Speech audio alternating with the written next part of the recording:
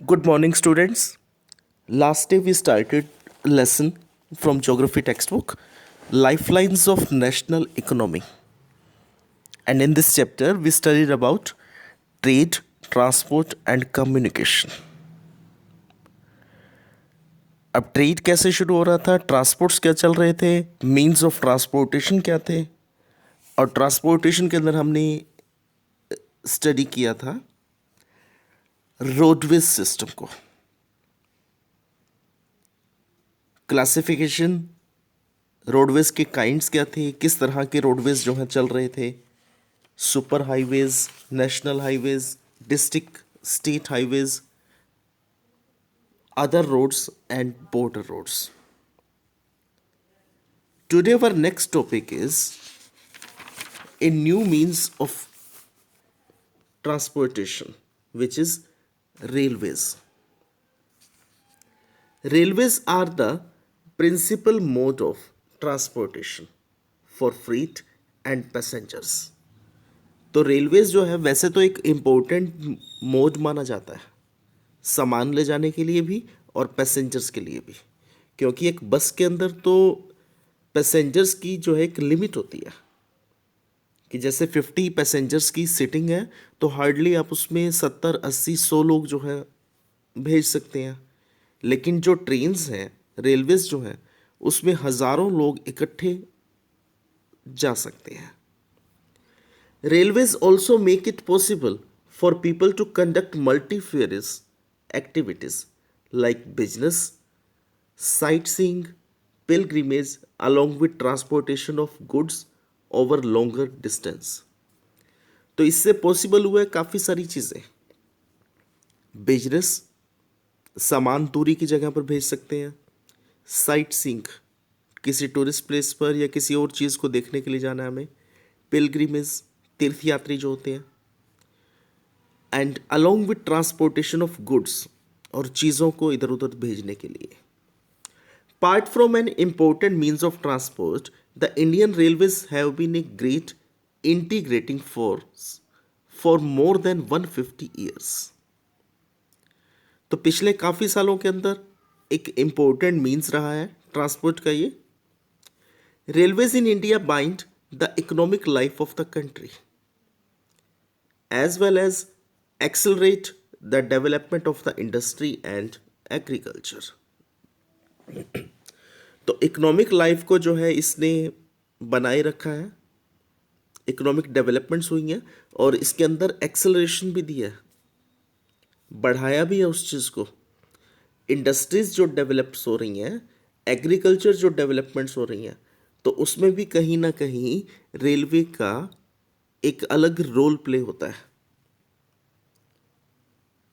अब बाहर से दूसरी चीज़ें लेकर के आई जाती हैं स्टेट से, लोहा है जैसे इंडस्ट्रीज़ की डेवलपमेंट्स के लिए ज़रूरी हो जाता है, और रॉ मटेरियल हैं तो वो कैसे पहुंचाए जाते हैं वहाँ तक, रेलवे एक सोर्स है उसमें। फर्स्ट ट्रेन कब चली थी?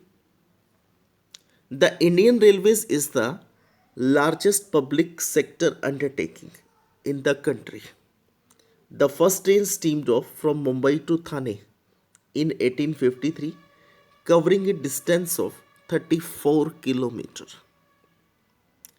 And the Indian Railway is now reorganized in 16 zones. 16 जो है zones बने हुए हैं इसके अंदर। आप लोगों ने ट्रेन्स के ऊपर लिखा हुआ देखा होगा, उत्तर रेलवे, उत्तर पश्चिमी रेलवे, उत्तर पूर्वी railway, north east, north south, इस तरह की वर्डिंग्स लिखी हुई होती है हर ट्रेन के ऊपर। तो इस तरह से 16 जो है जोन्स बने हुए हैं इसमें रेलवे के अंदर।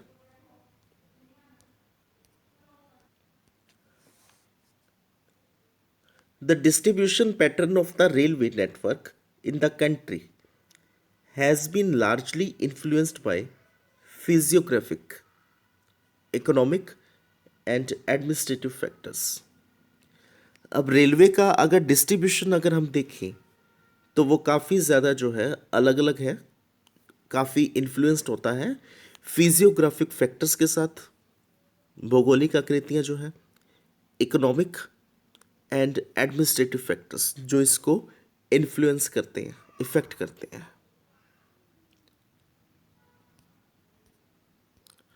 In this map, we may see the railway lines in India. तो कैसे ऊपर जम्मू से लेकर के और नीचे कन्याकुमारी तक रेलवे लाइंस का पूरा एक जाल बिछा हुआ है। अलग अलग तरह की रेलवे लाइंस जो यहाँ पर वर्किंग है, जो कनेक्ट करती हैं एक सिटीज़ को दूसरी सिटीज़ से, एक स्टेट को दूसरी स्टेट्स के साथ।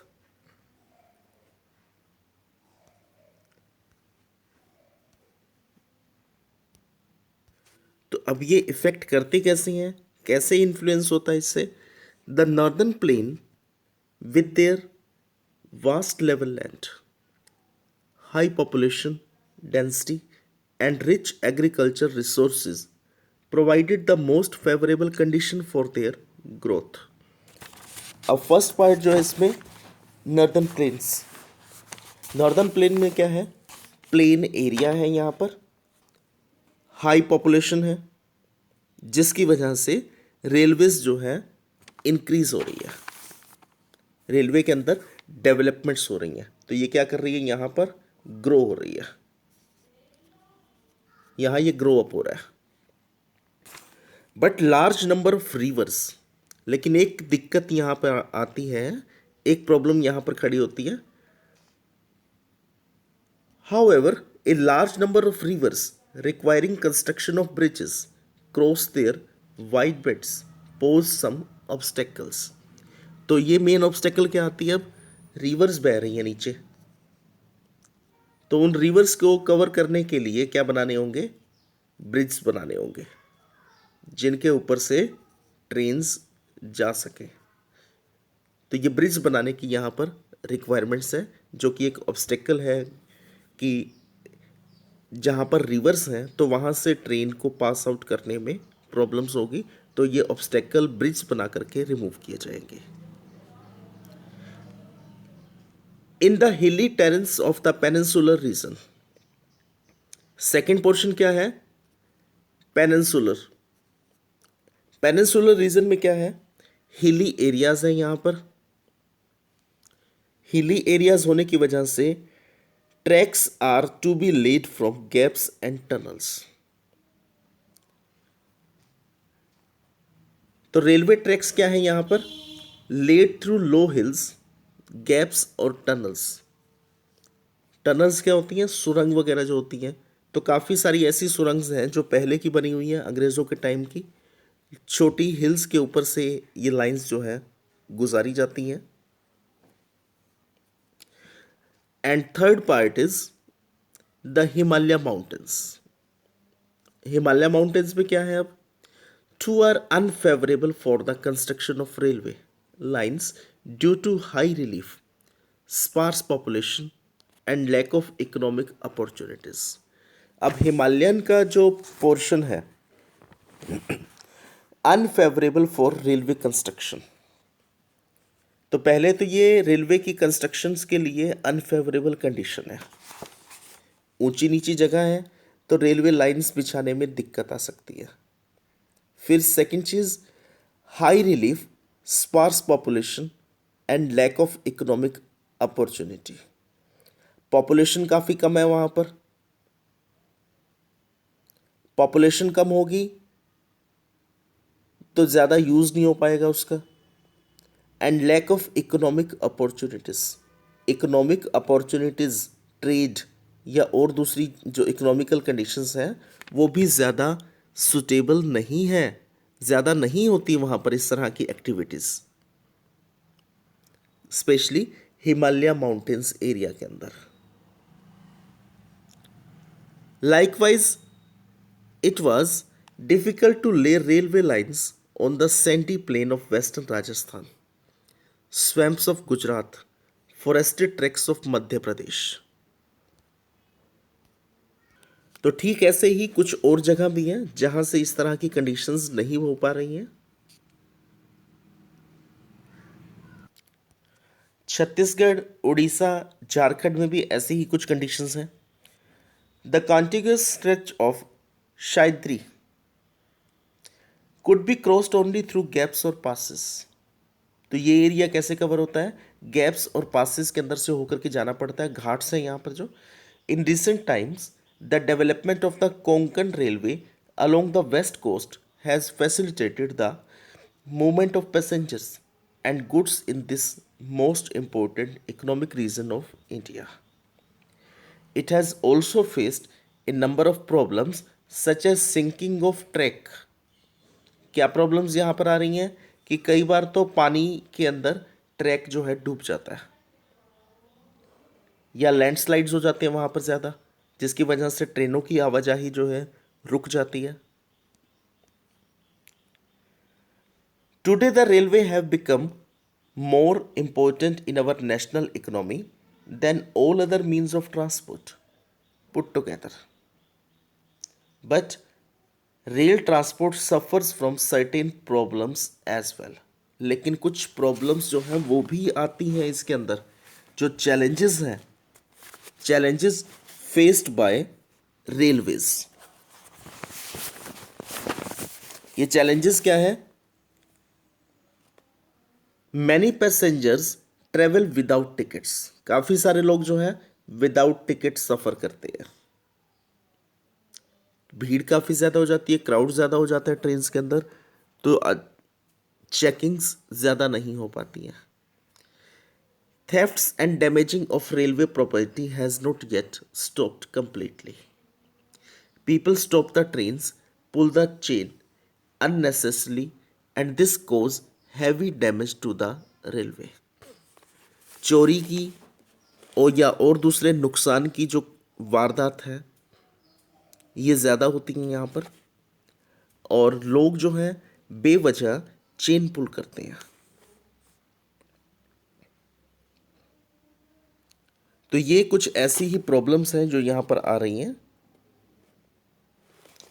इसके अलावा जो भी हमने लास्ट पैराग्राफ के अंदर पढ़ा था, difficult to lay railway lines in areas such as sandy plains of Rajasthan, swamps of Gujarat, forested tracts of Madhya Pradesh, Chhattisgarh, Orissa, Jharkhand, stretch of Sahyadri could be crossed only through gaps and passes.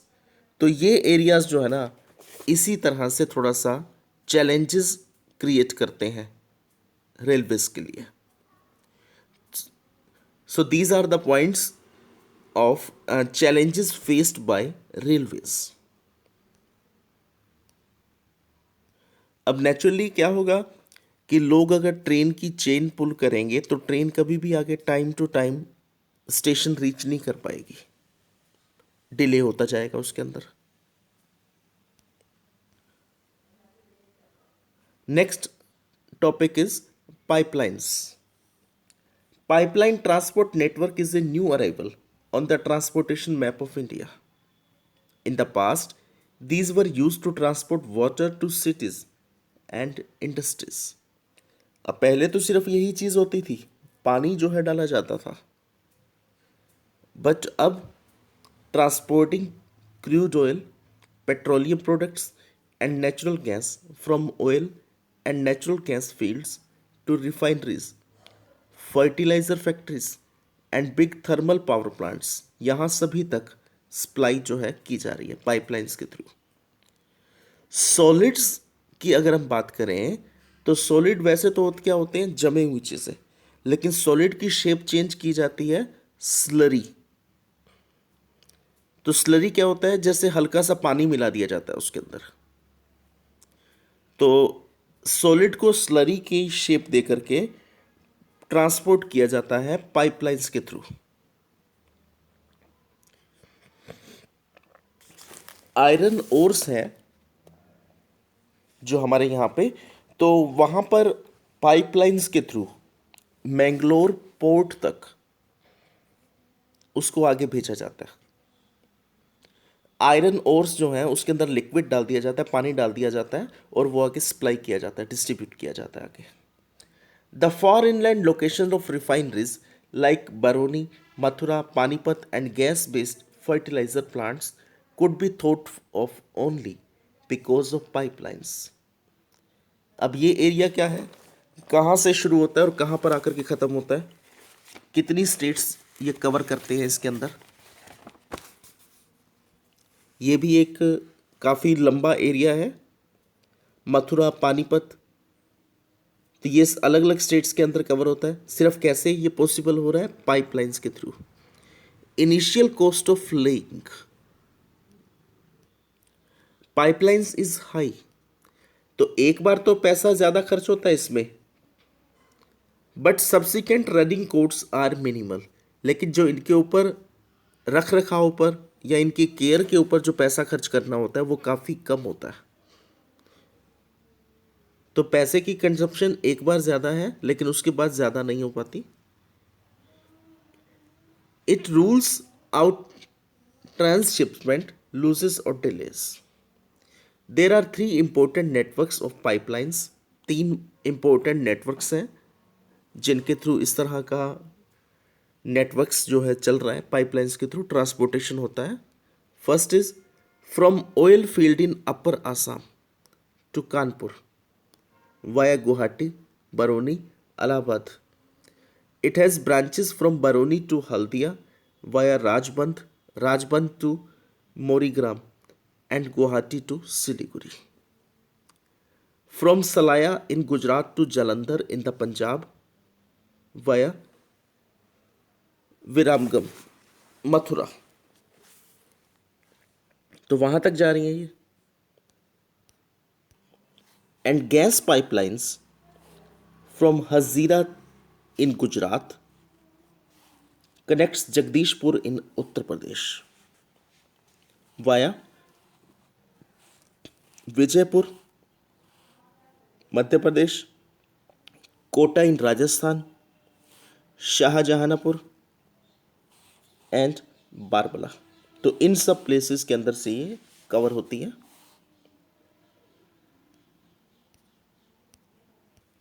So students, in 2 portions के अंदर जो आपके NCERT के questions cover होते हैं वो है explain pipelines as a means of transportation.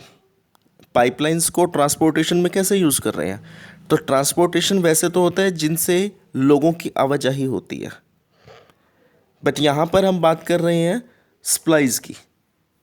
तो पाइपलाइंस को और किन चीज़ों के अंदर यूज़ में लाया जा रहा है। Explain pipelines as a means of transportation and in railway feature challenges faced by railways. What are the challenges faced by railways or what are the problems faced by railways? ये 2 important questions आपके NCERT के जो यहाँ पर बन रहे हैं। इसके अलावा काफ़ी सारे शॉर्ट क्वेश्चंस और भी यहाँ पर बन सकते हैं। 1 मार्क क्वेश्चन काफ़ी सारे इन पोर्शंस के अंदर से आपके निकलेंगे।